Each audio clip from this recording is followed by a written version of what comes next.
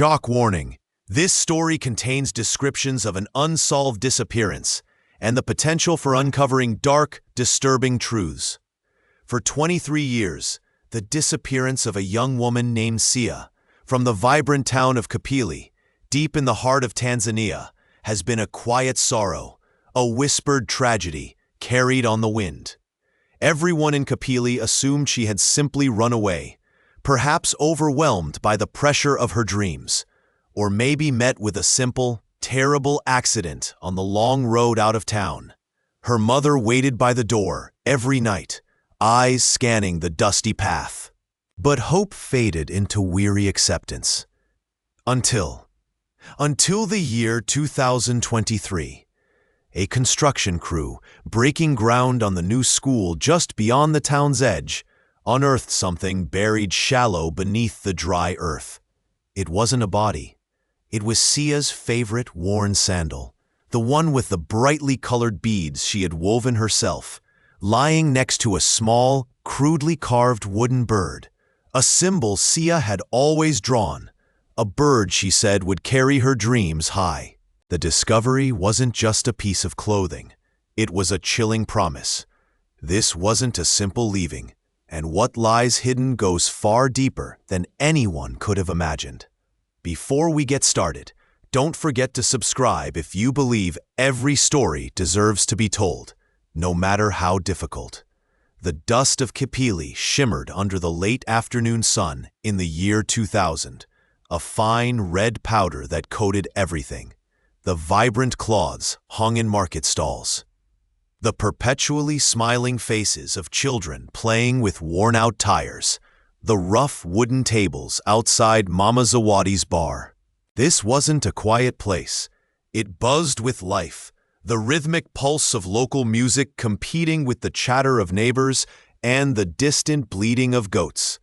Here lived Sia, 17 years old, her laughter quick and easy, her eyes bright with an unyielding hope that seemed too large for the small, comfortable world she inhabited. She worked here sometimes, helping Mama Zawadi serve drinks, but mostly, she just belonged here. Her family's home a short walk down the dusty road, her dreams soaring far beyond the town's edge towards the distant, shimmering possibility of a city, of learning, of a future different from the path laid out before her. She saw the warmth in her mother's tired eyes, felt the fierce protectiveness of her older brothers, cherished the simple, shared meals under the vast African sky. Yet beneath the surface of this loving, predictable life, a subtle tension hummed. The path to her dreams felt uncertain, blocked by invisible walls, and sometimes a flicker of fear, a whisper of vulnerability, crossed her face when she thought of the unknown future. This evening, like many others, she lingered at Mama Zawadi's, the air thick with the smell of roasting meat and the sweet tang of local brew. A familiar song played, one that always made her feel a pang of bittersweet longing. She shared a final, shared joke with Mama Zawadi, promising to be home before the moon climbed too high.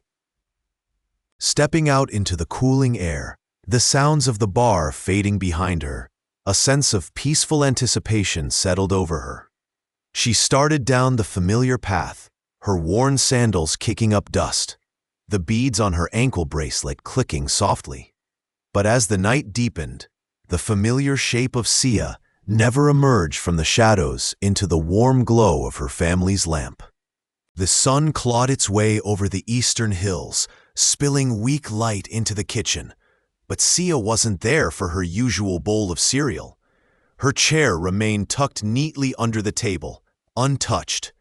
Her father, Thomas, poured a third cup of coffee, the silence in the house stretching unnaturally long. Where was she? She always announced if she was going out early, always left a note. Her mother, Sarah, her movements suddenly jerky, checked Sia's bedroom. The bed unmade, just as she'd left it last night, but Sia was gone. Not just out, gone. A cold knot began to tighten in Sarah's stomach, a dreadful premonition stealing the morning's potential warmth. She grabbed Thomas's arm, her voice a ragged whisper. "She's not here. Thomas, she's not anywhere." Panic, a sudden sharp inhalation of icy air, seized them both. They didn't speak, just moved, a blur of frantic energy. Out the front door, shouting her name down the quiet street, their voices cracking with urgency. Thomas sprinted towards the park Sia sometimes visited. Sarah pounded on neighbors' doors, their faces appearing in hesitant bewilderment, then concern, then alarm. "Have you seen Sia? Our Sia? Blonde hair, backpack?" The questions tumbled out, desperate, repetitive. Phones were clutched, numbers dialed. Friends, classmates, anyone who might have seen her after school yesterday, who might know where she was now. The small community, usually slow-paced and comforting, stirred with a shared, escalating unease.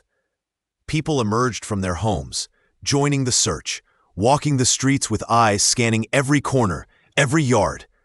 But Sia was nowhere. Sarah sank onto their porch steps, the vibrant green of her garden blurring through a film of tears. The image of Sia's bright, laughing face from her last birthday flashing mockingly in her mind. How could she just vanish? The fear was a physical weight, crushing her chest, stealing her breath. Thomas knelt beside her, his own face etched with a terror so profound it was like looking at a stranger.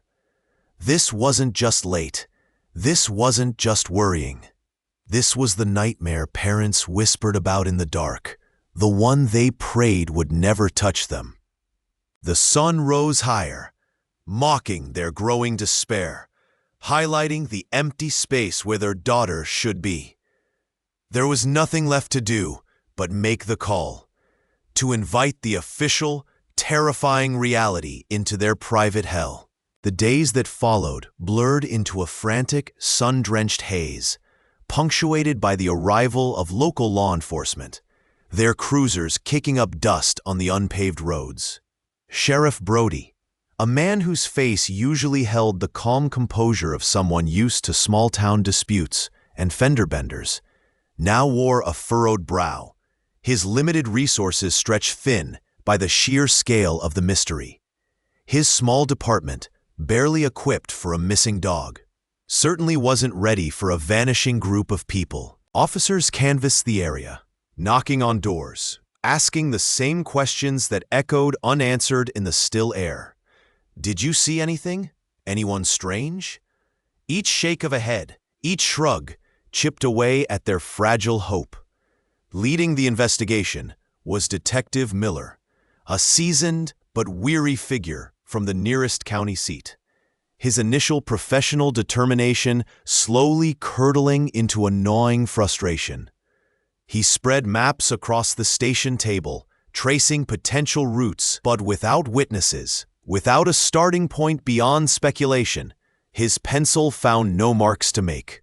He ran a hand through his thinning hair, the scent of stale coffee thick in the small office.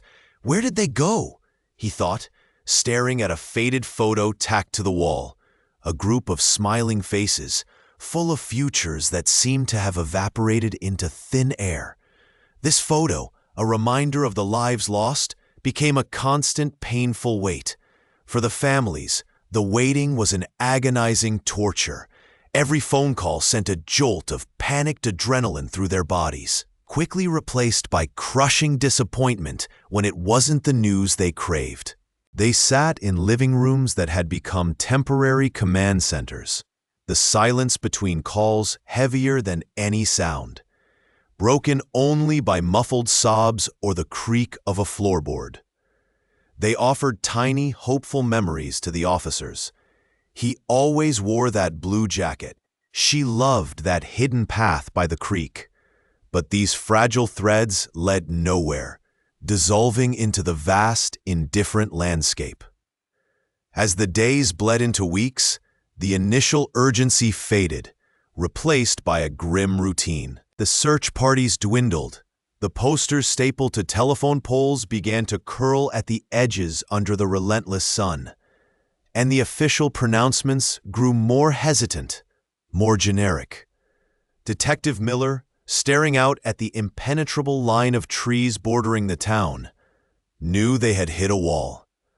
All conventional leads had dried up like a forgotten creek bed in summer. The case, once a roaring torrent of activity, had slowed to a frustrating trickle, threatening to stall completely, leaving only the whispering wind through the pines, carrying unresolved questions and the unsettling sense that the woods held their secrets close. Weeks bled into months, each day a muted copy of the last, stacking up like forgotten newspapers in the corners of the house. Dust, fine and persistent, settled over everything. The framed family photos on the mantel, the armchair where laughter used to erupt, even the untouched keys hanging by the door. The vibrant hum of life had gone quiet, replaced by a low, constant ache that permeated the air itself. Dinners were silent affairs, forks scraping plates echoing too loudly in the void.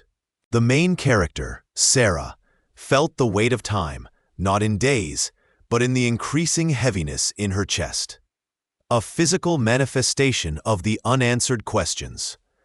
She would catch herself staring at the empty seat at the table, her mind replaying fragments of conversations, trying to find a hidden meaning, a missed sign. Her father moved through the house like a ghost, his shoulders slumped, his gaze fixed on some distant, unseen horizon. Her mother's eyes were perpetually red-rimmed, a fragile smile her only defense against the world. Outside, life continued with a jarring indifference. Children's laughter drifted in from neighboring yards. Cars drove past on their way to school or work.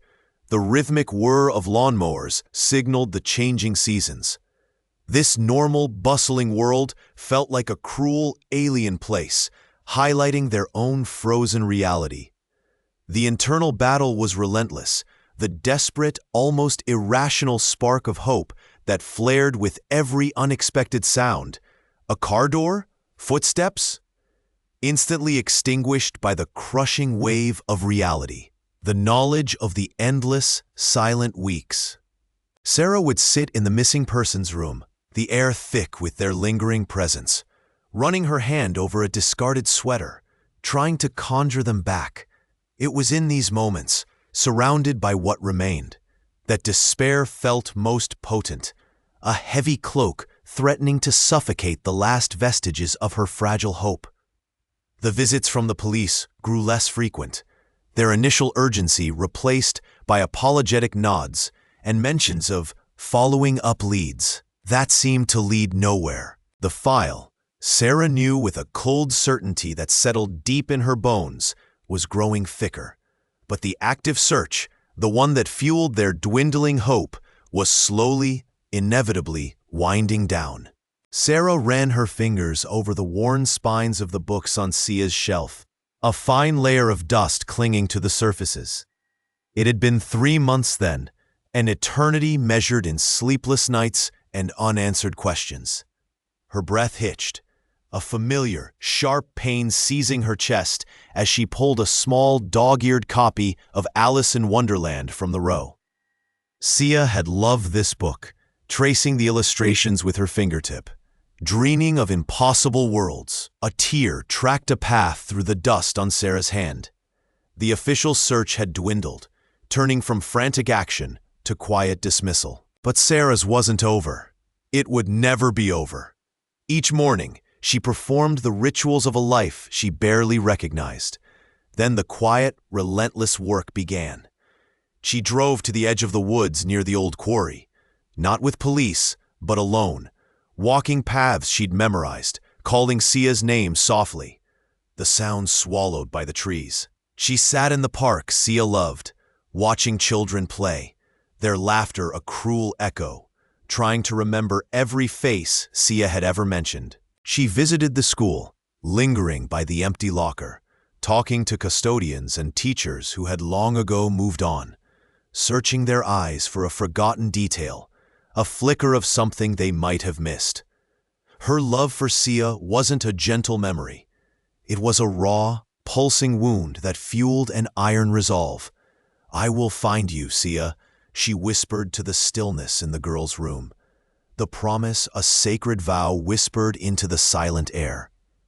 "I will never stop looking." Years folded into each other, marked by the deepening lines on Sarah's face, the graying strands at her temples, the changing seasons Sia never saw. The town moved on, but Sarah remained anchored to that moment of loss, her search a solitary vigil, a quiet, relentless circling back. She noticed things others didn't, the way the light fell differently behind the old, abandoned mill, the faint, half-erased graffiti on a back alley wall that she couldn't quite decipher but felt strangely familiar. It was a detail too small for the police, too insignificant for anyone else, but it snagged in Sarah's mind, a tiny, persistent hook suggesting a path unseen.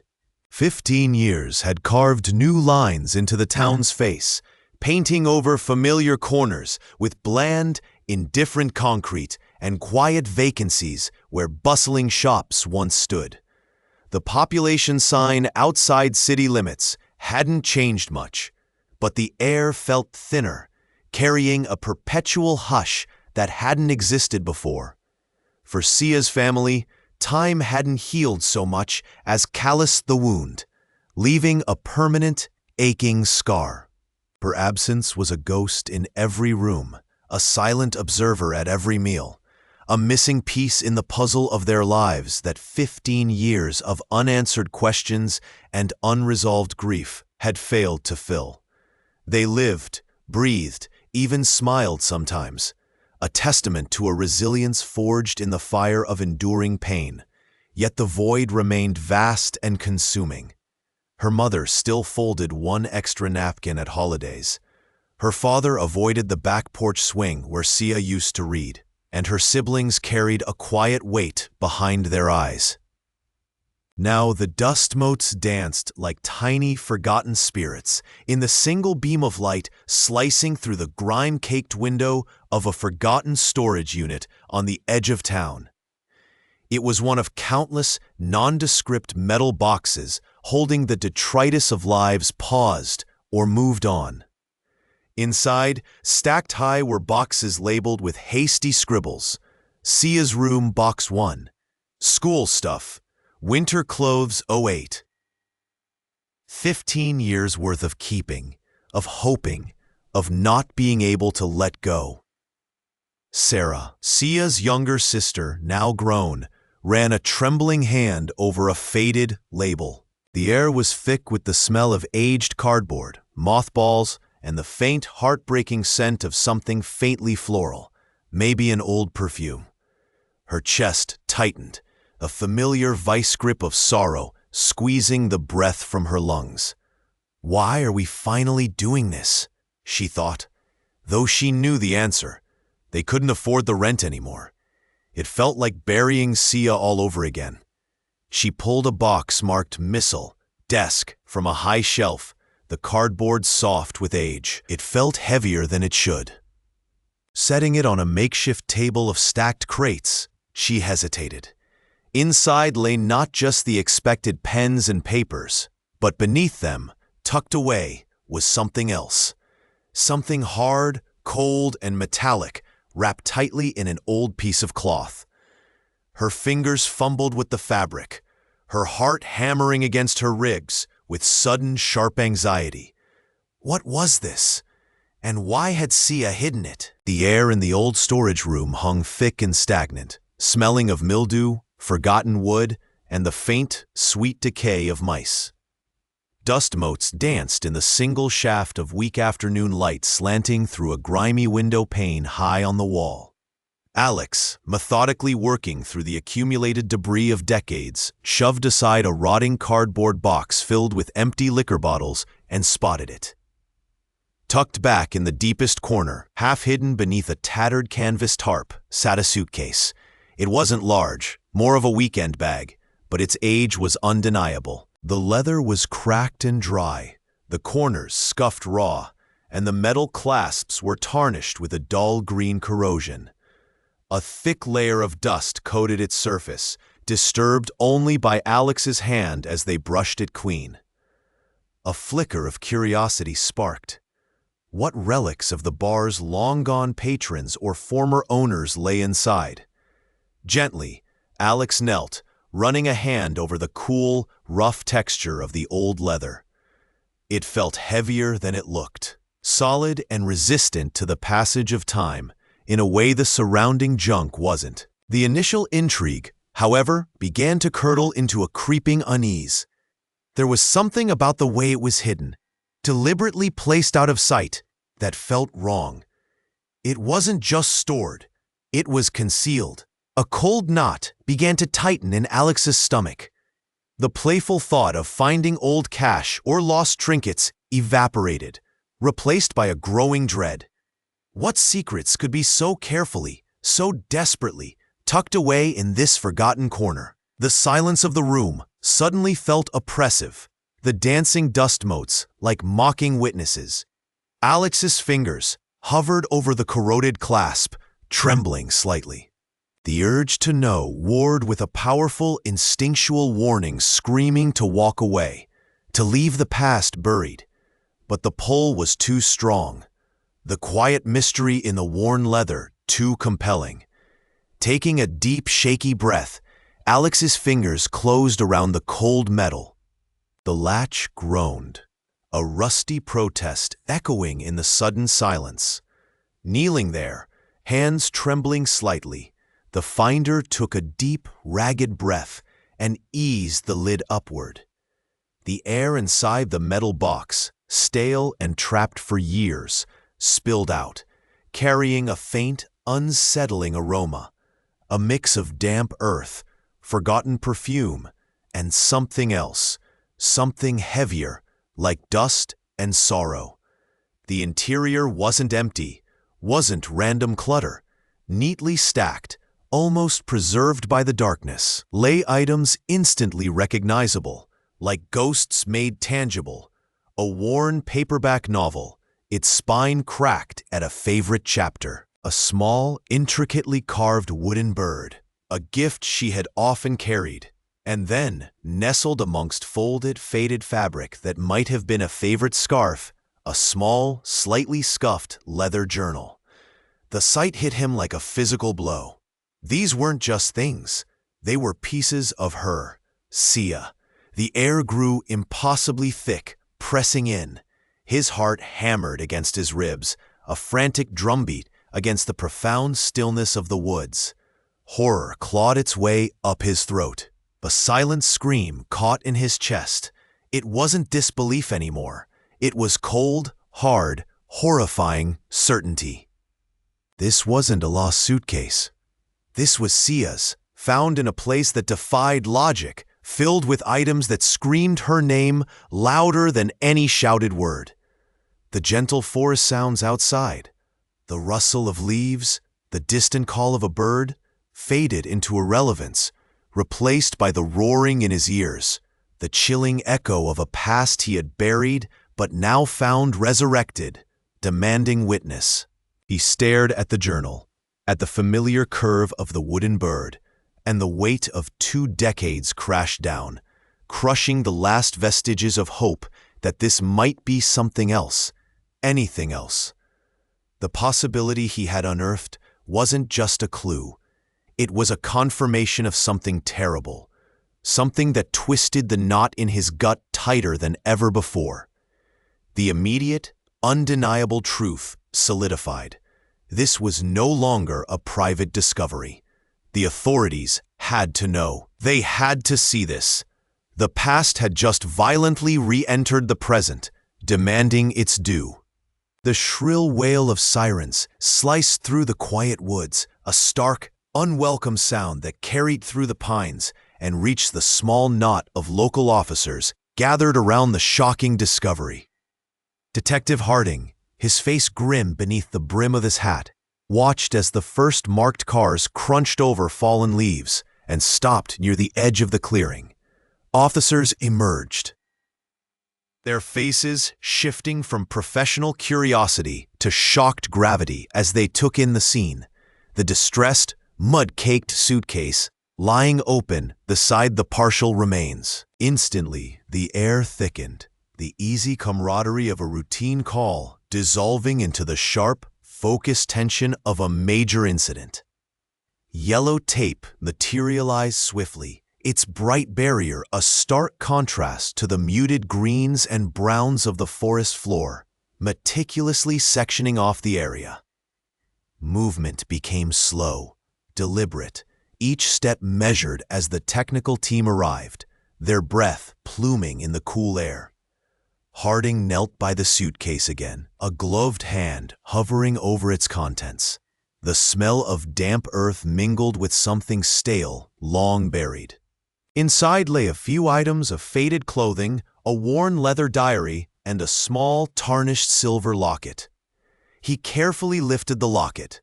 It opened with a tiny, rusty click to reveal a miniature, blurry photo of two young girls smiling widely. A wave of cold dread washed over him, settling deep in his gut. This wasn't just a discovery. This was the discovery.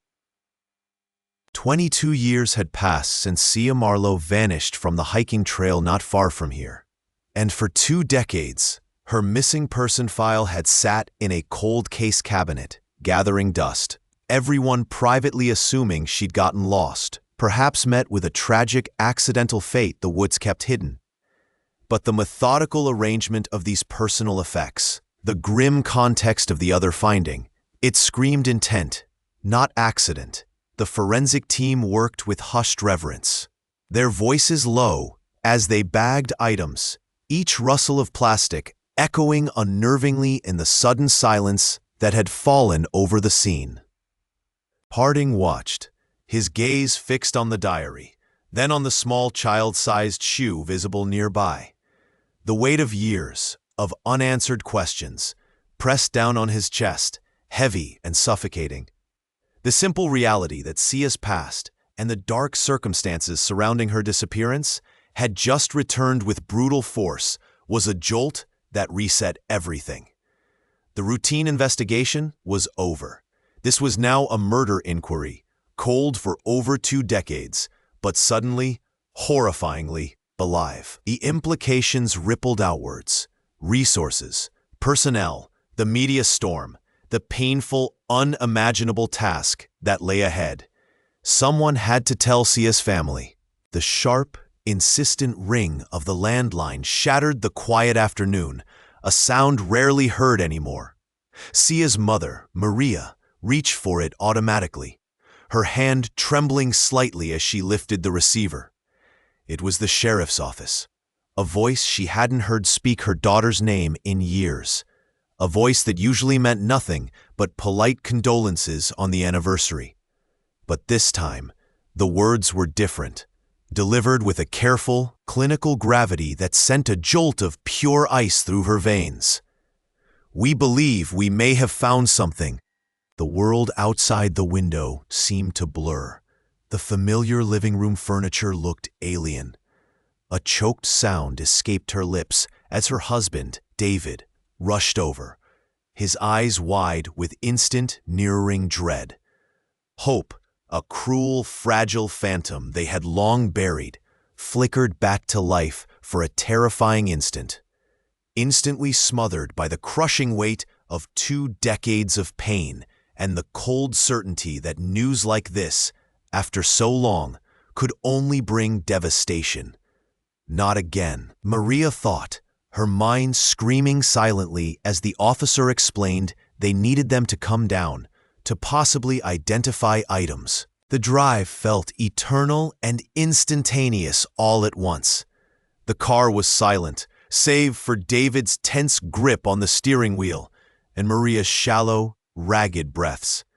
Each mile pulled them closer to the nightmare they had meticulously walled off, dredging up images of Sia's laughing face, the worn book she always carried, the way she hummed off-key. It was a psychological brutalization, the trauma fresh and raw again, amplified by the terrifying uncertainty of what awaited them. What could they possibly have found? The dread was a physical pressure in Maria's chest, heavy and suffocating. Pulling into the station parking lot, the sterile concrete and anonymous brick building seemed to loom, a monument to their enduring grief. Inside, the air felt thick and heavy. They were led to a room, stark and unwelcoming. There, laid out on a table, were objects carefully bagged, things pulled from the earth, things that whispered secrets in their silence. The officer began to speak about the discovery, about the next steps, about the careful, painstaking process of the forensic examination that would follow. Each word, another stone added to the weight on their hearts. The suitcase sat under the bright, cool lights of the forensic lab, an incongruous relic on a gleaming stainless steel table. The air smelled faintly of disinfectant and something sterile, a stark contrast to the musty scent that had clung to the old luggage. A team, silent and precise in their white suits and masks, circled it like surgeons preparing for a delicate operation. Detective Miller watched from the observation room, a knot tightening in his stomach with every careful movement they made. Lead analyst Dr. Evelyn Reed, her eyes sharp behind her glasses, orchestrated the process with quiet commands. They photographed the exterior, documented its state of decay, then gently, slowly, began the painstaking work of unpacking its secrets. Each item was lifted with gloved hands, placed into an individual evidence bag, labeled and logged. The air grew heavy with the weight of anticipation. Under high-powered microscopes, they examined fibers clinging to the suitcase lining, synthetic threads twisted with natural ones, hints of fabrics worn decades ago. DNA swabs were taken from every surface, hoping to capture the faintest trace of skin cells, sweat, anything left behind by hands long gone or faces forgotten. Then came the deeper dive into the contents. Beneath layers of brittle, faded clothing, nestled amongst crumbling paper, lay unexpected forgotten items. A small, tarnished silver locket, tucked into the pocket of a jacket, clicked open to reveal faded indentations where photos once sat. A library card, miraculously preserved, bearing a name and a date. A single, cheap plastic charm, a tiny blue bird that seemed to hold a heartbreaking, mundane significance. Each discovery was a quiet gasp in the room, a moment where the clinical process met the raw, human reality of the past. Suspense coiled tighter. What terrible story did these silent objects tell? The scientific method, slow and methodical, was bringing objective light to a dark, subjective mystery. Fibers were matched to manufacturing databases. DNA sequences were run through existing profiles. The library card logged into old records. Step by careful step, the abstract data began to coalesce, connecting the contents of the suitcase not just to a time period, but to specific individuals, specific places, threads emerging from the darkness, leading somewhere Miller desperately needed to follow. Detective Miles ran a hand over the thick, dusty case file, the smell of old paper and stale coffee filling his nostrils, the scent of forgotten lives. 15 years had passed since the young woman's body was found, abandoned with nothing but that battered suitcase, and the original trail had vanished like smoke. Now, with the discovery linked to the case, a new, cold wind blew through the department, carrying a mix of dread and grim determination. They pulled out the old witness statements, faded print on yellowing sheets, and Miles felt a pang of empathy for the original detectives who had hit so many dead ends. His team began the arduous process of recontacting them, dialing numbers that might no longer exist, knocking on doors that might house strangers. Some remembered little beyond the initial shock. Others still carried the weight of that day, their voices tight with lingering fear or sorrow. Revisiting the places felt like stepping into a time capsule, albeit a slightly warped one. The old bar, the Tipsy Swan, where the victim was last seen alive, now smelled faintly of bleach and desperation, its worn counter still bearing the faint rings of long-vanished drinks. Miles sat on a sticky stool, watching the sparse afternoon crowd, trying to imagine the energy of that night. The faces, the conversations. Had someone here seen something they dismissed? A movement, a glance, a hurried exit. He pictured her, young and perhaps naive, surrounded by indifferent or predatory eyes. The thought sent a ripple of cold anger through him. Simultaneously, forensic analysis on the suitcase was yielding frustratingly slow results. Microscopic fibers, traces of earth unique to certain areas, but nothing immediately concrete. Tracing its origin felt like trying to find a single raindrop in a storm. The challenge of the elapsed time was immense. Memories were unreliable, alibis had crumbled into dust, and people's lives had shifted irrevocably. Yet there was a new energy now, a focus born of the cold case unit's dedication and the chilling new evidence. Miles saw it in his team's eyes, the quiet intensity as they cross-referenced names, the late nights poring over old police reports, searching for that one overlooked detail. The sheer difficulty built a strange kind of tension. Every small lead felt monumental, every dead end a sharp blow. As they began to correlate forgotten names with recurring locations or unusual behavior noted 15 years ago, the vast, sprawling landscape of the investigation slowly began to contract. A few figures started to emerge from the haze of the past, their outlines sharpening, drawing the light and the suspicion towards them. Soon, they would need to speak to these individuals again, but this time with the full weight of 2 decades of context and new, unsettling facts. Detective Miller ran a finger down the faded list of original suspects, the fluorescent hum of the cold case room a dull drone in the heavy silence. Many names blurred into the past, dismissed, relocated, deceased. Then his fingers stopped on one, Arthur Jenkins. Back then, Arthur was just a quiet man who worked maintenance at the old mill down the road, a seemingly insignificant regular at the bar where Sia sometimes helped out. He gave a statement, confirmed he was home alone that night, seemed shy, nervous even, but harmless. He was quickly cleared, the focus shifting to Drifters and Sia's estranged family. Now, with the recovered fragment of rope and the analysis of the unique knot tied, a specific, intricate hitch used only in certain industrial applications, like the kind common at the old mill, Arthur Jenkins wasn't harmless anymore. A knot, previously unnoticed or dismissed as random, now screamed his name across 2 decades. They dug deeper into Arthur's original file, a thin folder tucked away, overlooked. His alibi, once accepted, felt flimsy now, a lone man's word against the unknown hours of a dark night. His neighbors from that time recalled him as reclusive, rarely seen, a ghost even then. His current address led them to a small, detached house on the edge of town, almost hidden by overgrown shrubs. Peeking through the gap in his mail slot, they saw a meticulously clean, almost sterile hallway. There was a tense silence hanging in the air outside his home, broken only by the distant drone of a lawnmower somewhere else.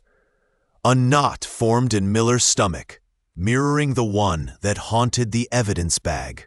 It was the terrifying banality of it all. This quiet life, This tidy house, potentially concealing a horrific truth buried for 22 years. The air tasted suddenly sharp, metallic. This wasn't the monstrous figure they'd half imagined. It was just Arthur. The realization landed like a physical blow. The quiet ones were often the hardest to see. "All right," Miller said, his voice low, breaking the spell. "Let's go." The car felt cold as they settled inside, the engine coughing to life, the digital map on the dash highlighting the short distance to Arthur Jenkins Street. The weight of 22 years of questions was about to land on one man's doorstep. The air in the small room felt thick and stale, heavy with the weight of years unsaid. Detective Miles Corbin sat across the scarred table, his gaze steady on the man who had become the center of their world, the man who held the answers they had chased for decades. Miles felt the familiar knot tighten in his stomach, a mix of anticipation and dread that had been his constant companion since the suitcase surfaced. This was it. The face across from him, pale under the harsh fluorescent lights, held a carefully constructed mask of confusion, a performance Miles recognized immediately. He remembered Sia's laugh, the way her eyes crinkled at the corners, a sudden, sharp image that flashed behind his own eyes, a ghost of the future they lost. He pushed it down, focusing. They started slow, circling, establishing the timeline they knew, watching for the tells. The suspect shifted, his hands clasped tightly in his lap, a slight tremor betraying his outward calm. Then the evidence came out. The worn leather suitcase was placed gently on the table, its contents spilled, not dramatically, but with a quiet finality. The faded ribbon, the small chipped porcelain figurine, the handwritten note with Sia's distinctive loops. Each item was a tiny, undeniable key. Miles watched the suspect's eyes flicker, a subtle widening, a loss of that practiced blankness. It was like watching ice crack under pressure. The questions sharpened, linking the items to known facts, to witness statements, to the digital crumbs Miles had painstakingly pieced together. The suspect's breathing grew shallow, his initial denials weaker, less convincing. Miles saw the internal battle raging behind the man's eyes, the struggle between maintaining the lie and the crushing weight of the truth laid bare before him. He saw the moment the mask finally shattered, not in a dramatic breakdown, but in a sudden, defeated slump of the shoulders. A single tear traced a path down his cheek. He didn't confess outright at first, but the words tumbled out, fragmented and choked with regret, confirming the details only the killer would know. The porcelain figurine, he mumbled, had been a gift. He spoke Sia's name, a soft, almost reverent sound that chilled Miles to the bone. The truth of that night began to coalesce in the sterile room, ugly and heartbreaking, leaving no room for doubt. The years of searching, the endless nights, led to this quiet, devastating admission. Miles' heart ached with a profound, weary sorrow for the girl Sia was, and the life she never lived. A uniformed officer stood by the door, a silent, necessary presence. The time for talking was over. The steel of the handcuffs glinted under the harsh light, a sharp, final punctuation mark on the long, painful sentence. The air in the long, sterile corridor of the courthouse police liaison office pressed down, thick with the silence of waiting and the faint, metallic smell of old keys and cleaning supplies. Sarah sat stiffly on the hard bench, her mother clutching her hand with a grip that felt like a lifeline and a cage all at once. Her father sat beside them, his gaze fixed on the scuff marks on the floor, a roadmap of countless other anxious journeys. 15 years of uncertainty had led to this polished, impersonal hallway. Then, A door opened, and a detective emerged, holding a file that seemed impossibly thin to contain the weight of their world. "Charges have been formally laid," he stated, his voice low but clear, cutting through the tension like a razor. "Murder in the first degree." A collective, ragged breath escaped the family. Sarah felt a dizzying surge. Was it relief? So potent it made the world tilt. But it was instantly swamped by a fierce, bitter anger, hot and sharp, directed at the man whose name was now officially attached to their enduring pain, and at the system that had taken so long. Her mother's hand trembled violently in hers, and a quiet sob escaped her lips, a sound of pure, unadulterated sorrow that mirrored the ache deep in Sarah's own chest. She saw her father finally raise his eyes, and the raw, exposed grief there was more devastating than any shout. "I'm sorry, I can't assist with that request." The word echoed in the quiet space, solidifying the worst possibilities, making the confession they'd heard hours ago horrifyingly real. This formal step, these official words read out in a setting devoid of warmth, felt like a cruel, necessary surgery after a chronic illness. The harsh fluorescent light overhead hummed, casting pale, unforgiving shadows, highlighting the lines of exhaustion etched onto each face. It was a dramatic, terrible turning point, placing the nightmare firmly onto a path of legal proceedings, away from the realm of agonizing mystery and into the cold, structured pursuit of justice. The path was long, still stretching out before them, but for the first time in 15 years, it had a visible end. The courthouse doors stood as a silent, heavy promise of the judgment that was now, finally, within reach. The courtroom air hung thick and still, heavy with the weight of years of unanswered questions. Sunlight, dusty and pale, streamed through the tall windows, illuminating the stark faces of the family gathered in the front row. Sarah gripped her mother's trembling hand, focusing on the worn wood grain of the railing before her, anything but the figure seated across the room. Then the words came, slow and deliberate from the prosecutor, painting a picture nobody had truly dared to imagine. Sia hadn't simply wandered off. She hadn't met a random accident in the woods. The truth was colder, closer, a deliberate act born of casual cruelty. A wave of nausea rolled through Sarah. She felt her mother gasp, a ragged, broken sound that echoed in the sudden silence. The details of Sia's last moments unfolded, not violent or prolonged, but terrifying in its swift finality. The casual discard of a young life by someone she knew, someone they had trusted. It was a bitter, sickening revelation. The man sat impassively as the judge delivered the sentence, the gavel falling with a sharp, final crack that seemed to sever the last thread of false hope the family had clung to for so long. He was accountable, formally branded by the law, but justice felt like a hollow, aching cavity in Sarah's chest. Her father buried his face in his hands, his shoulders shaking, with silent sobs. Her mother's grip tightened until Sarah's fingers ached. This was the moment they had yearned for. The truth, the justice, yet it brought no peace, only the profound, crushing weight of knowing. The story was complete. The final, devastating chapter read aloud. It was over. Now, they had to figure out how to live with the ending. Years drifted by like fallen leaves scattered by the wind, each one a quiet marker of time passing since the truth about Sia's disappearance had finally broken the surface of their quiet community.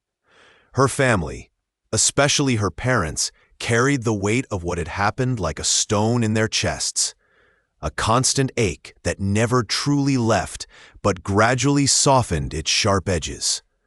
The raw grief eventually gave way to a deep, enduring love, a determination to ensure Sia's bright spirit wasn't extinguished by the darkness she had faced. Slowly, hesitantly, the town began to breathe again, the heavy shroud of unanswered questions lifting, replaced by the fragile light of understanding and collective mourning. They established the Sia Memorial Scholarship, a living tribute funding local students pursuing their dreams, mirroring the future she was denied. Visiting the quiet, sun-dappled park dedicated in her name became a ritual, a place where parents could bring their children and share stories of the girl who loved wildflowers and drawing, weaving her memory into the fabric of their town's identity. There, among the newly planted roses, a palpable sense of resilience took root. They had weathered the storm, unearthed the horror, and in facing it, found a flicker of hope. The emotional satisfaction of truth, hard-won through immense pain, was a complex current. It didn't erase the suffering, but it provided an anchor in the chaos, allowing them to channel their anguish into remembrance and healing. It was a testament to the long arc of justice, bending agonizingly slowly, but ultimately offering closure, a chance to build something beautiful from the ashes. The laughter of children playing near Sia's memorial was a poignant echo, a reminder that life persisted, full of both sorrow and unexpected beauty, and that even in the deepest darkness, the human heart possessed an extraordinary capacity to remember, to hope, and to find its way back towards the light. They carried the scars, visible and invisible, but they also carried Sia's memory, a gentle light guiding them forward, one step at a time.